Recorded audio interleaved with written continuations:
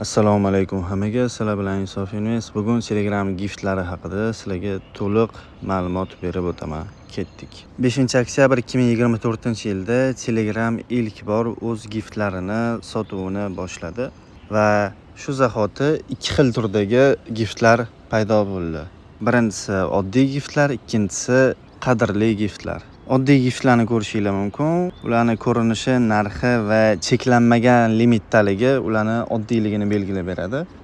Qadrli va noyob giftlarni ko'rishingiz mumkin. Ularni unikal raqamga ega bo'lganligi, 3 ta atribut, ya'ni model, fon rangi va simvolga ega bo'lganligi va cheklangan miqdordaligi ularni noyob va qadrliligini belgilab beradi.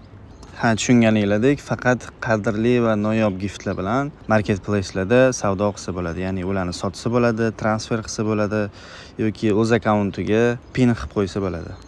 Oddiy giftlarni esa hech qanaqasiga sotib bo'lmaydi, hech kimga o'tkazib ham bo'lmaydi. Shunchaki kimgadir sovg'a qilishingiz mumkin yoki agar ularni adashib sotib olgan bo'lsanglar, Stars'ga almashtirishingiz mumkin 15-20% komissiya bilan.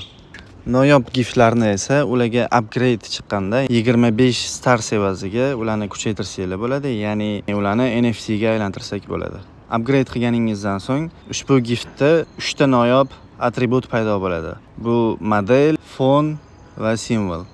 Uchalasi ham random tarzda beriladi, xuddi raqam random tarzda berilgan kabi. Raqam juda ham random emas, shunchaki agar siz ilk raqamlarni ushlayman deydigan bo'lsangiz, 25,000 Stars evaziga upgrade qilishingizga to'g'ri keladi. Afsuski, buni iloji juda ham qiyin, chunki softverlar, koderlar hammadan oldin eng birinchi raqamlarni o'zlari yozgan kodlar yordamida ushlashadi va qimmat narxlarga sotishadi. Noyob giftlarni o'ziga yarasha utilitysi bor, ya'ni qo'llanilishi. Ularning eng asosiy qo'llanmasi qanaqa? Bu akkauntingizga pin qilib osib qo'yishingiz mumkin, ya'ni hamma ko'radigan qilib. Usernamingiz oldida ushbu sovg'a turadi va sizning giftingizdagi fon siz akkauntingizning foniga almashadi. Noyob giftlarni 6 tagacha o'z akkauntingizga pin qilib qo'ysangiz bo'ladi. 6 tasi ham sizning akkauntingizning dumaloq rasmani atrofida chiroyli bezak berib turadi. Giftlarning yaratilishidan esa asosiy maqsad shunaqa, ya'ni o'sha profil egasini qanchalik statusga ega ekanligini, qo'pol qilib aytganda, o'sha profil egasini qanchalik boyligini belgilab berish. Misol uchun siz biron bir odamni profiliga kirdingiz va undagi giftlarni ko'rasiz va undagi giftlarni soni va sifati bilan siz o'sha odamni moliyaviy qanaqa holatdaligini bilib olishingiz mumkin. Telegram giftlari savdosi bo'yicha barcha blokchaynlarni ortda qoldirdi. Hattoki Ethereum, Solana blokchaynlaridagi NFT savdolari hajmini ham ortda qoldirdi. O'rtacha Telegram giftlardagi kunlik aylanma $6 million ga teng bo'lmoqda. Telegramdagi giftlarning umumiy kapitalizatsiyasi hozirgi narx bo'yicha $137 million ga baholanmoqda. Bu Telegram uchun juda ham kichkina kapitalizatsiya. Katta ehtimol bilan giftlar hali endi boshlang'ich etaplarida. Ushbu giftlar haypiga nafaqat esenga, balki butun dunyodagi katta investorlar sabab bo'lmoqda. Misol uchun, xitoylik investorlarning o'zi ushbu giftlarga $3 million kapitalizatsiya kirgizishdi. Va ular asosan juda ham noyob hisoblangan PP giftlarni sotib olishmoqda. Eslatib o'taman, bitta PP gifti hozir o'rtacha $4,000 atrofida baholanmoqda. Bu degani $10,000-12,000 atrofida. Undan so'ng esa ko'rishingiz mumkin, Snoop Dogg amerikalik rapper Telegramga tashrif buyurdi va o'zini Telegram akkauntini va gruppasini shunaqa giftlar bilan bezadi. Albatta, Telegramga qanaqadir mashhur va katta kompaniya yoki mashhur shaxs keladigan bo'lsa, u albatta o'ziga PP xarid qilib olmoqda. PP ning umumiy supply 3000 ta dona edi, lekin afsuski 300 donasiga yaqini yoqib yuborilgan. Shu sabab hozir PP 2700 dona va Telegramdagi eng qimmat gift bo'lib turibdi. Telegram giftlari borgan sari maksimal haypiga yaqinlashib bormoqda. Chunki Telegram o'zi chiqarayotgan giftlar bir necha daqiqalarda sotib tugatilmoqda va Telegramdagi noyob va qadrli giftlar rekord darajadagi narxlarga sotilmoqda. Hozirda Telegramda eng maksimal rekord darajada sotilgan gift bu PP gifti hisoblanadi. Rekord narx esa $100,000 atrofida. Aynan Telegram birinchi bo'lib chiqarayotgan giftlarni qanaqa qilib tez sotib olib ulgurish mumkin? Buning uchun bizga fragment sayti kerak bo'ladi. U yerdan biz o'z akkauntimizga Telegram Stars sotib olishimiz kerak. Har bitta Telegram chiqazayotgan gift avvalo Starsga sotiladi. Telegram Stars sotib olganimizdan keyin esa men sizlarga o'z strategiyamni tushuntirib beraman. Misol qilib olaylik, biz 50 ming star sotib oldik. Uni 10 mingtasini o'zimizning akkauntimizda qoldiramiz, ya'ni qo'lda sotib olish uchun. 20 mingtasini avtobotga o'tkazamiz. Avtobot bu qanaqa bot? Avtobot giftlarni chiqish zahoti avtomatik tarzda sotib olishni boshlaydi va siz akkauntingizga o'tkazib qo'yadi. Shunchaki siz nastroykalarni to'g'rilab qo'yishingiz kerak bo'ladi. 20 ming stars esa ikkinchi akkauntimizga o'tkazamiz. Ikkinchi akkauntda nastroykasida esa avtobayi maksimal qimmat chiqadigan noyob giftlarni nastroykasini yoqib to'g'irlaymiz. Ya'ni birinchi akkauntimizdagi 20 ming stars orqali 50 starsdan 1000 starsgacha bo'lgan sovg'alarni sotib olishga nastroykasini yoqib qo'yamiz. Ikkinchi akkauntimizda esa 20 ming stars avtobotga o'tkazib 2000 starsdan 25 ming starsgacha bo'lgan qiymatdagi giftlarni sotib olishga nastroykani to'g'rilab yoqib qo'yamiz. Bunaqa strategiya bilan biz yutqizmaymiz hech qachon, chunki hech qaysi giftni o'tkazib yubormaymiz. Agar sizda budjet to'g'ri kelmaydigan bo'lsa, kamroq pul kiritishingiz mumkin. Misol uchun 10 ming yoki 20 ming stars qimmat narxli, kichkina saplayli giftlarni sotib olishingizni maslahat beraman, chunki kichkina saplay va qimmat narxdagi giftlar har doim ko'p foyda olib keladi. Ushbu botni silkasini opisaniyada qoldiraman. O'zim ushbu botdan foydalanaman. Telegramda avtobay botlarga kapcha chiqishi mumkin degan gaplar bor, lekin katta ehtimol bilan Telegram hech qachon kapchani chiqarmaydi. Chunki gift hubga kirib ko'radigan bo'lsanglar, aynan Telegramni o'zi tushuntirib qo'ygan, ochib qo'ygan ushbu avtobotni kodlarini shunchaki ochiq oydan yozib qo'ygan. Hattoki oramizda koderli bo'ladigan bo'lsa, ushbu botni o'zingiz yaratishingiz ham mumkin, hech qanaqa komissiya to'lamagan holda. Men shaxsan ushbu botdan foydalanaman. Shu paytgacha yaxshigina miqdorda ushbu bot orqali giftlar sotib olganman va yaxshigina foydalaman. Telegram chiqargan giftlarni sotib olganimizdan keyin biz uni upgrade'ini kutishimiz kerak bo'ladi, marketplace-ga o'tkazib sotishimiz uchun.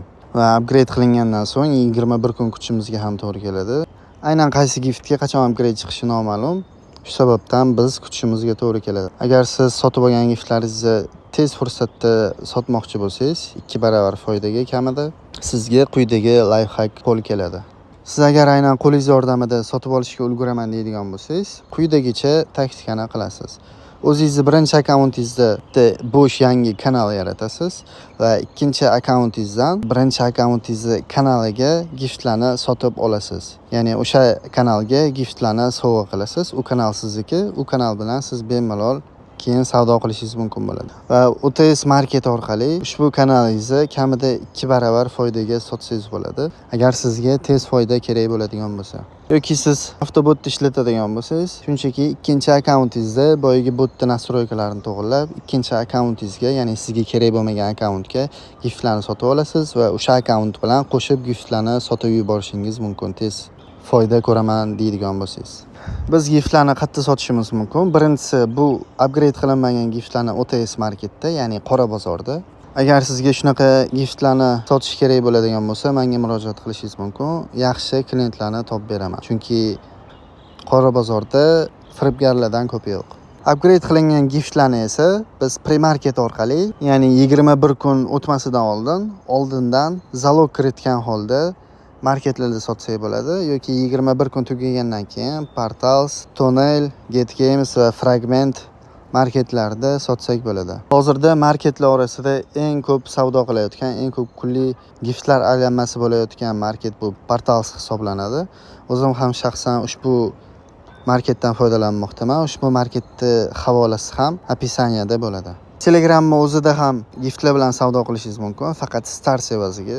Lekin komissiya 20% juda ham baland va agar siz giftlaringizni ushbu marketda sotadigan bo'lsangiz, sizga faqat stars kelib tushadi. Starsni ton yoki USDT qilib chiqarib olish uchun esa siz yana qo'shimcha 15% komissiya to'lashingizga to'g'ri keladi. Umumiy 30% dan oshib ketadi komissiya. Shu sababdan eng yaxshisi Portals yoki Tonel marketplacelari. Va hozir esa sizlarga ozgina sekretli mavzuni tushuntirib o'taman. Giftlar temasida anchadan beri yurgan odamlar bo'lsa, bu mavzuni allaqachon tushunib ulgurishgan bo'lsa kerak.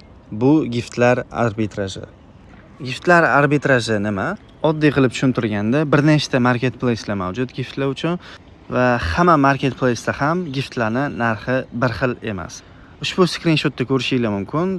Tonelda Duxiy gifti minimal narxi 176 ton turibdi. MRKTda esa 215 ton turibdi. Biz nima qilamiz? Tonelda ushbu giftni 176 tonga sotib olgan holda komissiyani unutmaymiz. 8% komissiya orada paydo bo'ladi va uni MRKT marketplace'iga o'tkazib 215 tonga sotuvga qo'yamiz. 8% komissiyani minus qilib tashlagan holimizda bizda 21,8 ton toza foyda qoladi.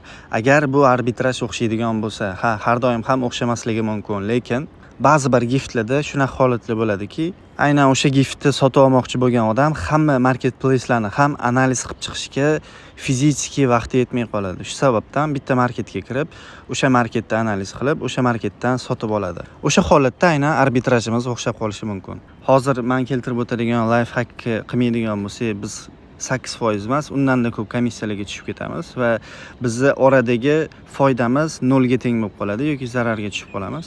Buning uchun bizga ikkita akkaunt kerak bo'ladi. Birinchi akkauntda hamma birjalarga kirib, o'sha birjalarning silkasini, ya'ni referral silkasini ikkinchi akkauntimizga tashlaymiz va ikkinchi akkauntimizdan birinchi akkauntimizga referral bo'lamiz. Va bunaqa holatda faqat ikkinchi akkauntimizdan savdo qilamiz va qarabsizki, bizning komissiyalarimizni 50% birinchi akkauntimizga kelib tushaveradi. Ya'ni misol uchun MRKTda 8% komissiya deydigan bo'lsak, sotuvga qo'yishga, ikkinchi akkauntingizdan siz giftni sotuvga qo'ydingiz MRKTda va 4% komissiya sizni birinchi akkauntingizga kelib tushaveradi. Shunaqa life hacklar bor, balki kimlardir o'sha arbitraj bilan shug'ullanayotgan bo'lishi mumkin.